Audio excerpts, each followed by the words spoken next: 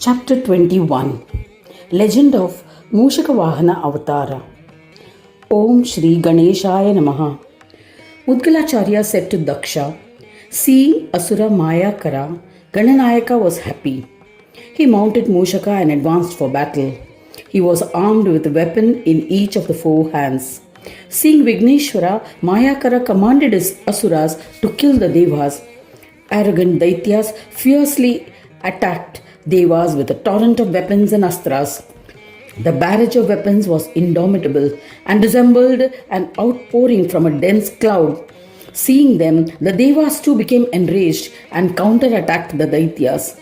A desire to win was intense. Both armies fought to kill. Rivers of blood flowed. Sometimes Devas appeared to defeat Daityas. Sometimes Daityas won over Devas. They did not rest even at night. In this manner, both armies fought non-stop for 7 days and nights. On the 8th day, Devas became demoralized. They started fleeing the battlefield. Seeing them, Shankara became agitated and came to the battlefield. Vishnu and other Devas gained moral victory. They assisted Shankara and fought bitterly. Several Daityas were killed by their assault. This made the frightened Asuras flee. Several Daitya warriors fell unconscious on the battlefield. Seeing this, Mayakara roared and came to the battlefield. He released a continuous shower of arrows in a fit of rage. With this torrent of weapons, the battered Devas fell on the battlefield.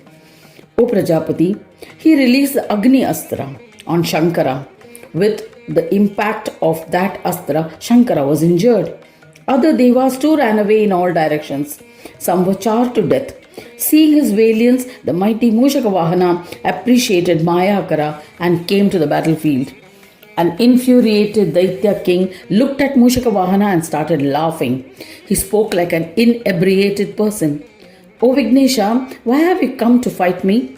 I can kill you with a single arrow. That is definite. Along with you, I shall execute the Devas and Munis. The universe is made from 4 aspects. I am fearless, as I cannot be killed by anyone who is composed of these 4 aspects. Surya, Shakti, Vishnu and Shiva are the sources of all gross and subtle consciousness. So, O leader of Devas, what harm can you inflict? How will you fight the one who is a sovereign monarch of the universe? You are a child. Do not exhibit such foolish bravery. There is no doubt about it. Now that you are here, pay your respects to me and return home. I shall not kill you as you are a child. I shall, however, not spare the ones who have instigated you. Your name is Mushakavahana, yet you appear to be a Mushaka. You are foolish and ignorant as you are not aware of my terrifying form. Mayakara spoke conceitedly. Mushakavahana tried to explain to him. He said, O Daityendra, I am not a child. O lowly Asura, I am Vigneshwara, the dweller of Swananda. I have assumed a form to kill you.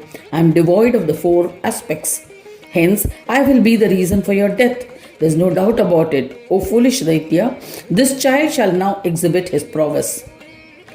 Saying thus, Mushakavahana released the lustrous lotus, which is a symbol of Bindu Brahma held in his hand.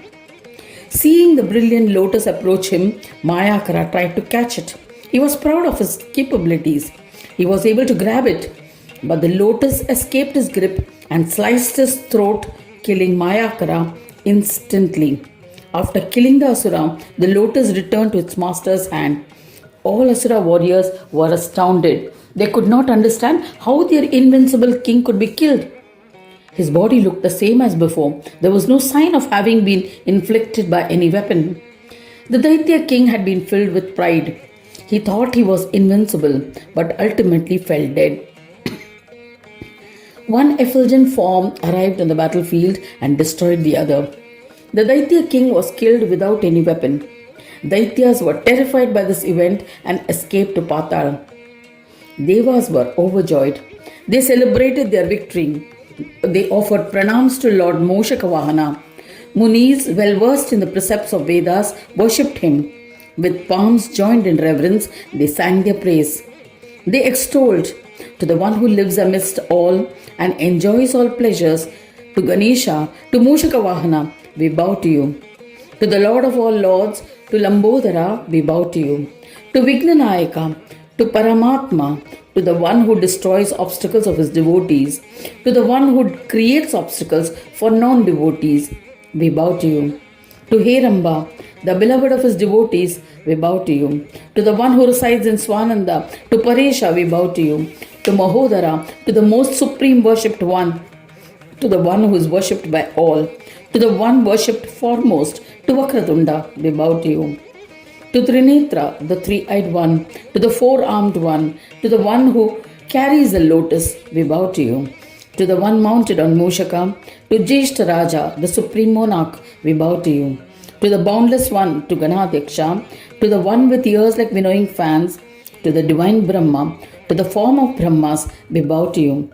To the beginningless one, to the one who assumes innumerable forms during this period between the beginning and the end, to the one who is in these forms, we bow to you.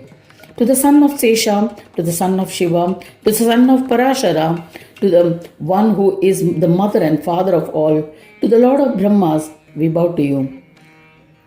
To the creator of the Srishti, to the preserver, to the destroyer, to Ganesha, we bow to you. To the embodiment of peace, to the bestower of peace, to peace itself, we bow to you.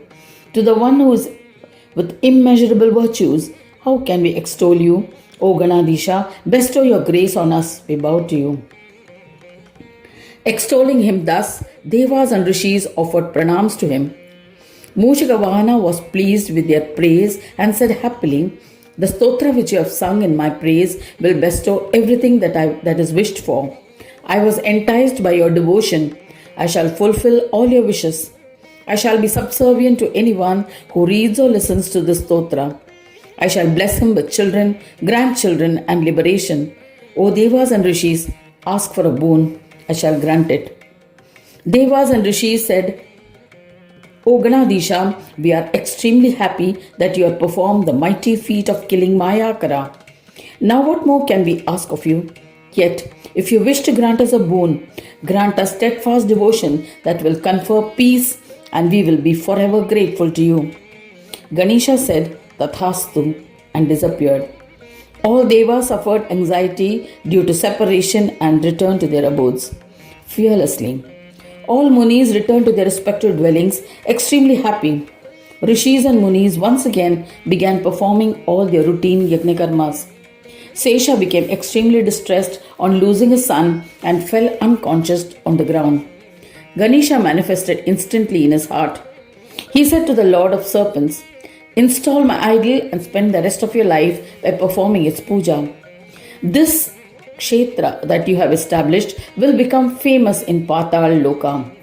Anyone who performs my puja there will be blessed with fulfillment of their desires. Saying this, Brahmanayaka Ganesha disappeared. Sesha woke up and recollected the event. He returned to his house and followed the instructions of Ganesha. He established a sacred place of pilgrimage over an expanse of 100 yojanas. That Ganesh Kshetra became well known as Patal Swananda. The speciality of the place is that anyone who performs puja here will be blessed and all his wishes will be fulfilled. When a devotee performs all the rituals as ordained, he will merge with the divine in the end. O Daksha, I have narrated the auspicious legend of Mushakavahana. A devotee who listens or reads it is blessed with enjoyments and liberation. Gananayaka resides in the hearts of all and in the Brahmanda as a thief and enjoys all indulgences. Hence, Mushaka is a symbol on the flag of Ganesha. When the devotees remember him, he steals merits and sins earned in this world and makes them divine. On the day of Chaturthi of the bright Shukla Paksha fortnight of the month of Jesht, the day when Mushakavahana was born is celebrated with festivities at noon. If that tithi falls on a Tuesday, it is called Angariki Chaturthi. Amongst the various kinds of thieves, he is the king of thieves. Hence, Lambodara is referred to as Mushakavahana. Thus ends the 21st chapter titled Legend of Mushakavahana Avatara. In the 5th Khanda of the Purana Upanishad, Sriman Mudgal Puran describing the legends of Lambodara. dedicated to Sri Gajanana. End of chapter 21. Editor's note: Mayakara is created out of a natural spell, and Mushakavahana is also created out of Maya. It means devilish tendencies and its control both are natural. Mushakavahana is son of Seshnag. This seems to be an indication of serpent power termed Kundalini in the spinal cord of our body, which is energized by meditation.